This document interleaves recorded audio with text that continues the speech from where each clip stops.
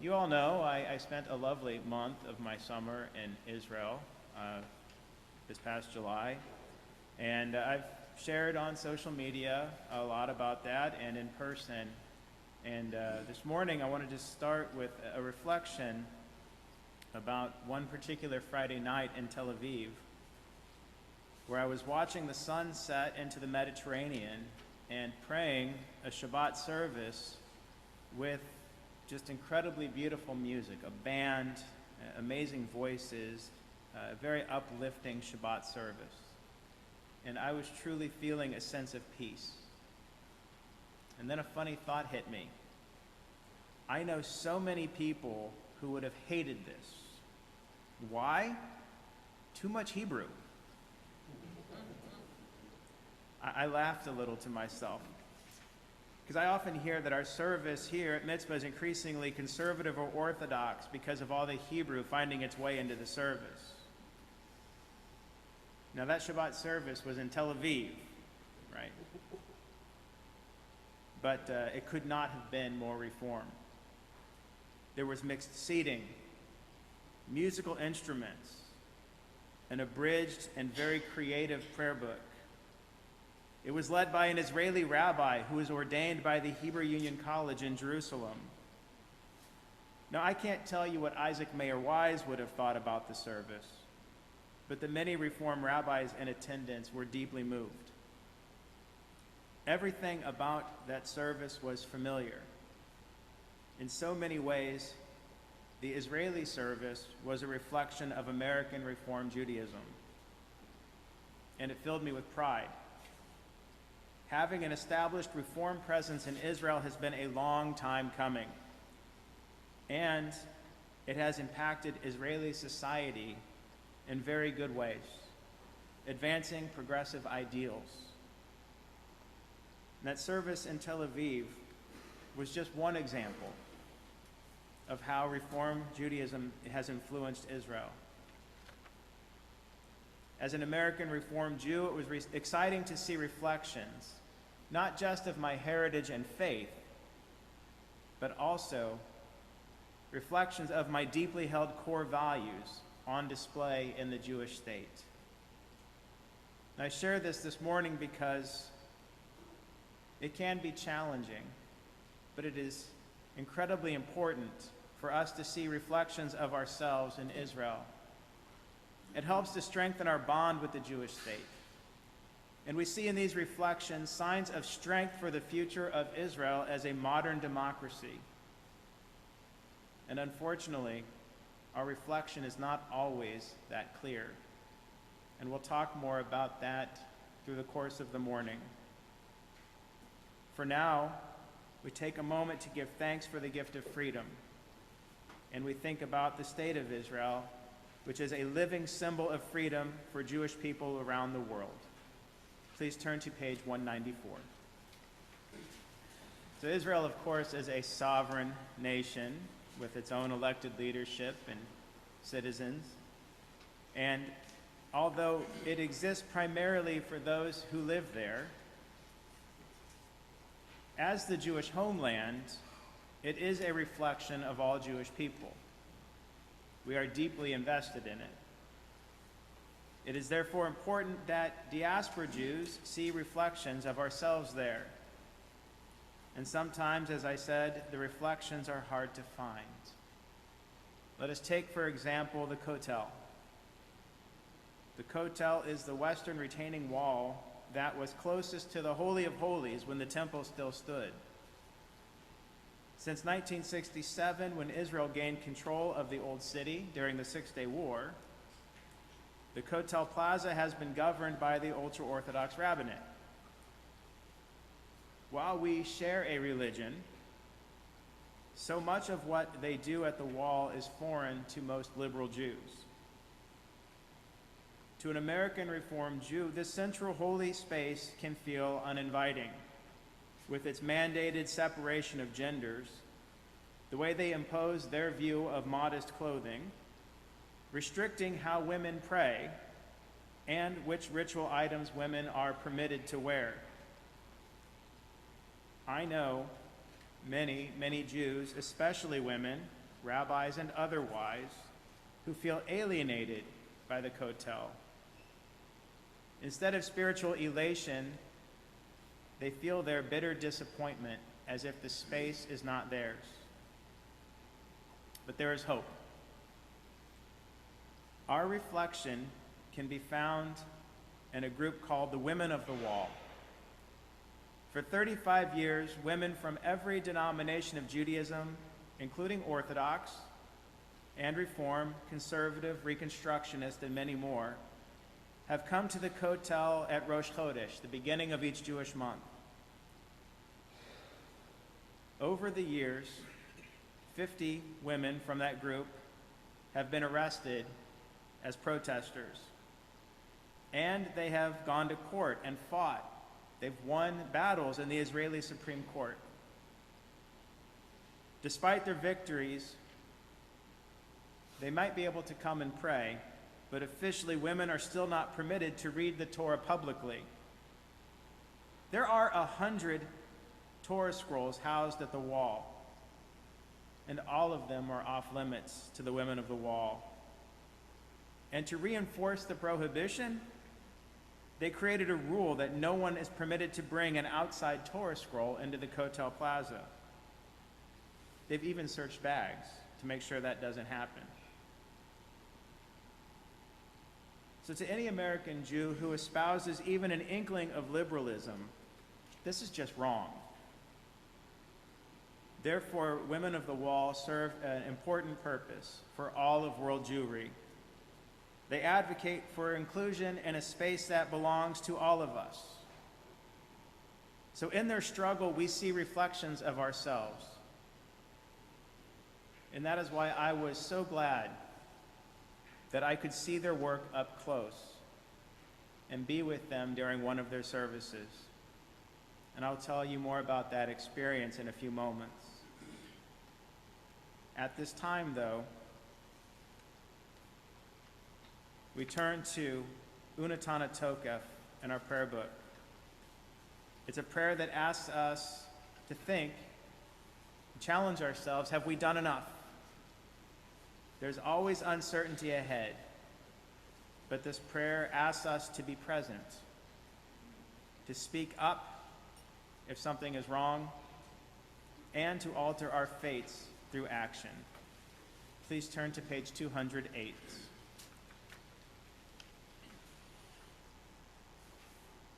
So it was July 19th, Rosh Chodesh of the month of Av, and I had the privilege of joining the Women of the Wall. I walked to the old city and I awaited their arrival in the Western Wall Plaza. And when they got there, they were met with jeers and insults. Young men questioned, I have this on video, "What do your husbands think of you?" They were accused of not really caring about Judaism. Someone shouted, "Go back to America," as if this group of mostly Israeli citizens were not Israeli or Jewish enough. Metal barriers surrounded the women's minyan. I stood at a distance with a group of men who were there to pray with them in solidarity. All the while, there were other men and young boys blowing whistles and shouting taunts the whole time. Inside of the women's section, there were screams surrounding the Women of the Wall as these other women and girls were trying to drown out their prayer. To borrow a phrase, yet they persisted. Through it all, a Torah that they'd managed to smuggle in that day was raised and read beautifully by two young women who became Benot Mitzvah that day. The service ended, and we all walked through a column of security. Above the shouts around us, we sang, "Oseh Shalom Bimromav," make peace. It was a privilege to stand with the Jewish women that day who wanted only to pray in a space that unites all Jewish people. a symbolic act of resistance that means so much. So our reflection was at first blurred by the chaos. But persistence ultimately allowed that reflection to shine through, and shine it did with brilliance. So the world can be a dark place. But when we find in it cracks of light, those are signs of holiness that can inspire. And so in this next prayer, we honor the holiness that we can find in all places if we look. We rise together for Kedushah on page 218. The state of Israel is 75 years young, and as we know, it's going through a difficult period in its young history, trying to establish what the boundaries of its democracy are, and pushing the boundaries in some cases, and still kind of forming those boundaries. And in the struggle, our reflection can often seem blurred. So another place that we can find our reflection in Israel is in the heart of the protest movement, with hundreds of thousands of Israelis raising their voices together. A prominent journalist, Yossi Klein Halevi, who spoke to us at the Shalom Hartman Institute that I attended this summer, explained to us the essence of these protests. He said that though democratically elected, the government does not have a right to dismantle democratic institutions like judicial review. For us, it would be comparable to the notion that a slim majority in Congress could vote to keep the Supreme Court from considering the legality of its policies. And so the current parliamentary coalition in the Knesset is rather illiberal. It also happens to be nationalistic, militaristic, pro-expansion in the occupied territories, and so strongly religious that it's actually hostile towards Reform Judaism. They've already cut off funding to reform synagogues in Israel, and is considering the rejection of Reform conversions for the purpose of the law of return. As another strike against our core values, there are efforts that we hope won't pass, but there are efforts within the government to repeal LGBTQ rights. The laws being proposed threaten to change the character of the Jewish democratic state and do irreparable damage to its reputation in the world community. And so Israel's policies, as we sit as onlookers across the ocean, often make us wonder if we can actually see ourselves in it. And so when I was there, it was reassuring to find my reflection in these protests. On July 8th, I attended the protest in Jerusalem that came just at the end of Shabbat. The proceedings began with a Havdalah that was organized by the Israeli Movement for Progressive Judaism. And that is our partner organization, the sister organization of the Union for Reform Judaism, to which Mitzvah is a member. After the candle was extinguished at Havdalah, Rabbi Gilad Kariv, who is the first Reform rabbi to serve as a member of the Knesset, gave a moving Devar Torah about encountering setbacks, but ultimately progressing forward. On the main stage of the protest were many speakers representing multiple generations and many sectors of Israeli society, yes, including Palestinians.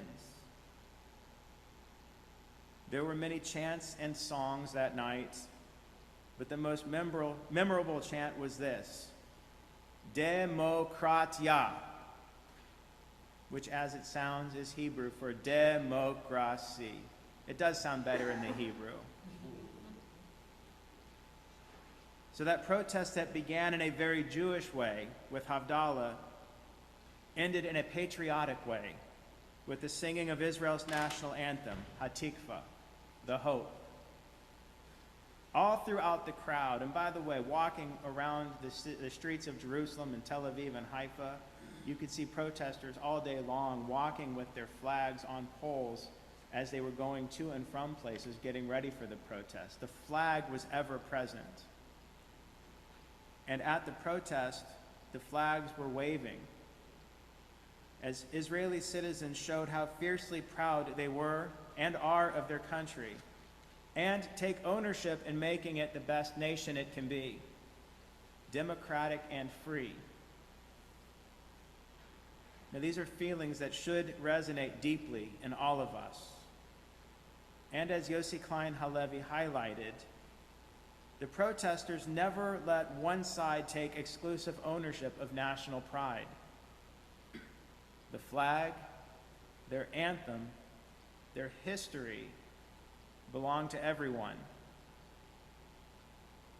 As American Jews, we may not fully belong to Israel, but we do yearn to see our reflections in it. And so we must never despair, because our reflection in Israel is strong. We can be especially proud that the Israeli movement for progressive Judaism is helping to lead the way, and that the Israel Religious Action Center is actively mobilizing citizens, representing Reform Judaism, not just in religion, but in practice, embodying prophetic Judaism, leading, speaking truth to power, and pursuing justice. And their work is not just for the Jewish community or for Reform Judaism. They work for all members of Israeli society, helping Palestinian groups with their legal cases, helping immigrants from all over the world become established in Israel. The work of the Israeli Religious Action Center is truly holy work. And so our reflection is there. And those who help it to shine through need our support, perhaps more than ever. As confusing as the news we see in Israel and we read about, as confusing as it can be, it is incredibly important that we show our solidarity with those who share our reflections in Israel. And so for those who care, I strongly urge checking out the websites for the IMPJ, the Israeli Movement for Progressive Judaism, or the IRAC, the Israeli Religious Action Center, and seeing how we might help. So there is one more place where I saw my reflection in Israel, and I will tell you it was very unexpected. And I promise to share that in a few moments. For now, we take a moment to think about the need for progressive voices to speak up. But actually, at the moment, in the spirit of Ecclesiastes, we take a moment of silence, a time to speak, a time for silence. And in the silence, we consider what we might say when we do have a chance to speak. So we continue now with the prayers that are written in our hearts. So there was one last place where I found my reflection in Israel, and I will tell you it happened, as I said, in a way that was completely unexpected and perhaps in the most challenging of spaces.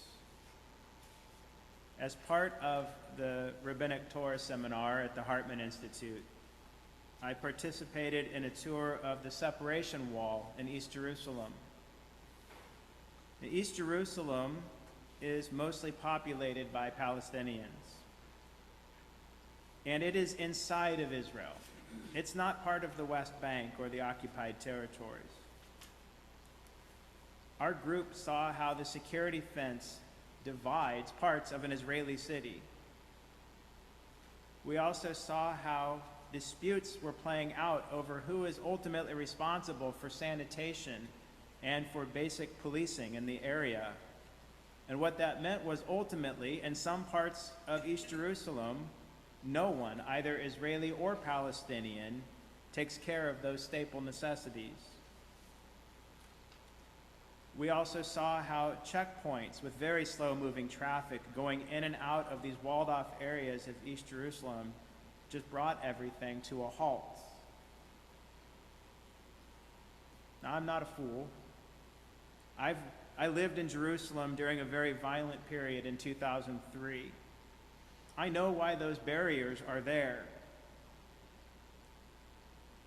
And though there is debate over cause and effect, they do appear to be effective. And of course, there are debates over, is it correlation or causation? What's truly the cause of the decrease in violent attacks?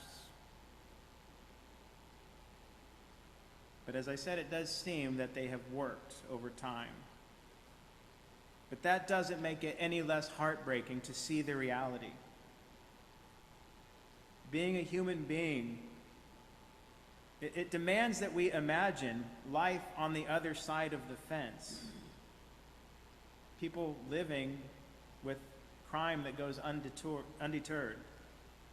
People living in piles of garbage. People living with limited supply chains and without freedom of movement.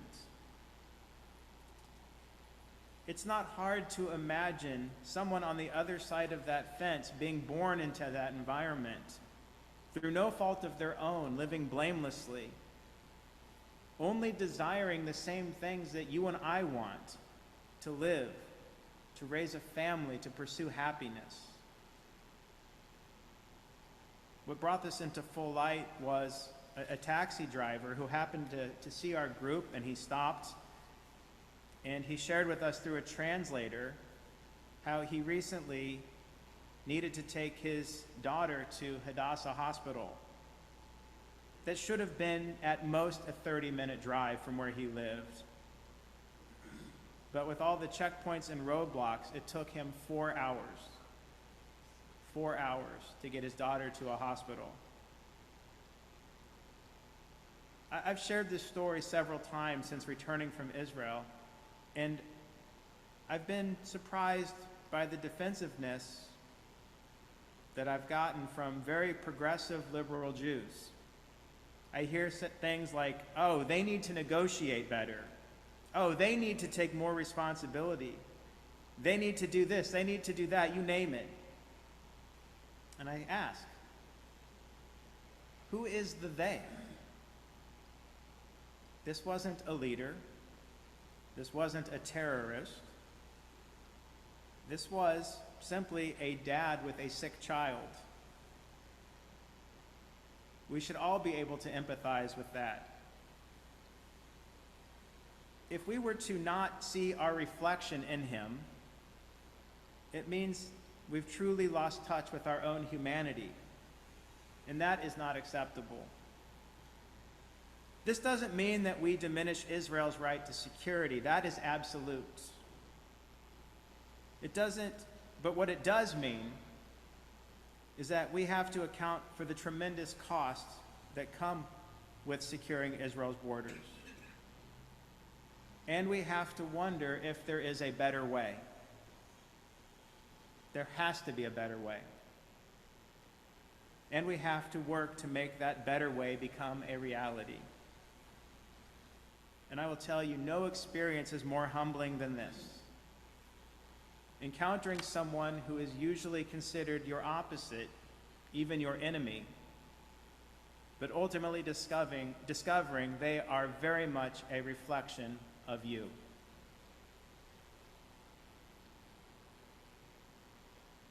It is a hard challenge to find our reflection in a foreign land and with a foreign people. And Yom Kippur is a day for challenge.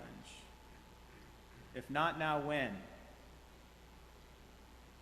Israel as the Jewish homeland, our safe haven and a source of pride, it is a sign that people of Israel live. It is a sign of our hope of 2,000 years to be free and safe, and so it matters a great deal.